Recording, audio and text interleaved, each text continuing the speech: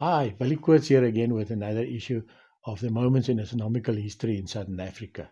So, being Heritage Day today, I want to do this video slightly different and we want to talk about Starlore.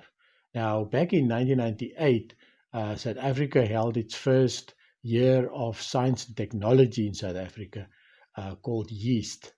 And they produced this beautiful poster containing a lot of local Starlore. So I want to concentrate on one story being told by the Namakwas as far back as 1893 about this hunter. And it sort of coincides with the area of the sky that from the Greek mythology, we know this also as this big hunting scene. The African summer nights are dominated by this huge hunting scene with a number of striking bright stars, amongst them Sirius, the brightest star in the night sky, blue-white Rigel, two red giants, Betelgeuse and Aldebaran, and the twins Castor and Pollux. To try and make more sense of this huge screen TV, we can connect the dots, thus making up some Greek mythological stick figures. If we did not watch so much TV, we still would have had the imagination to see this hunting scene of Orion the hunter with club and shield busy fighting Taurus the bull. He is flanked by his two faithful hunting dogs, Canis Major the big dog and Canis Minor the lesser dog. Well, perhaps not so faithful because the big dog is actually closely watching Lepus the hare, which he will chase the moment it takes off. And the small dog is begging for scraps under the table of Gemini the twins.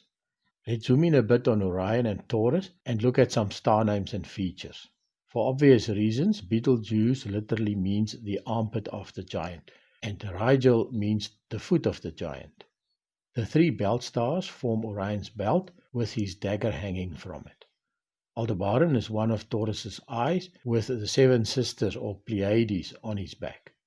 Unlike most cultures, the Khoi did not connect the dots, but individual stars had specific meanings. So, for example, they saw Betelgeuse as a lion and the belt stars as three zebra. But let's start at the beginning. Their name for Aldebaran was Ayob, and like any good Khoi man, Ayob had 7 wives. But to keep 7 wives fed, he had to hunt regularly. They happened to be sitting around a fire one day, becoming hungry again, when they saw 3 zebra appear on the horizon. So they sent Ayob off to go and shoot one for the pot. He spotted a nice bush to hide behind and hastily grabbed an arrow. He aimed and shot, but he missed. In fact, you can still see this arrow in the night sky today because upon reaching into his bag for another arrow, he realized he only brought 1 arrow with him. This is what 7 wives do to a man. But an arrow can be reused, so while contemplating how he can retrieve his arrow without scaring off the zebra, he noticed that a lion was also attracted by the zebra. So he was forced to give up his plan and sneak back home.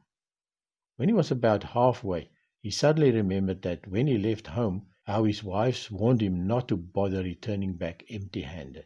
So there he is still today, cold and lonely in the night sky, while his wives are starving. Well, I hope you enjoy the story, and I've got several more lining up, so keep watching for upcoming episodes. See you next time.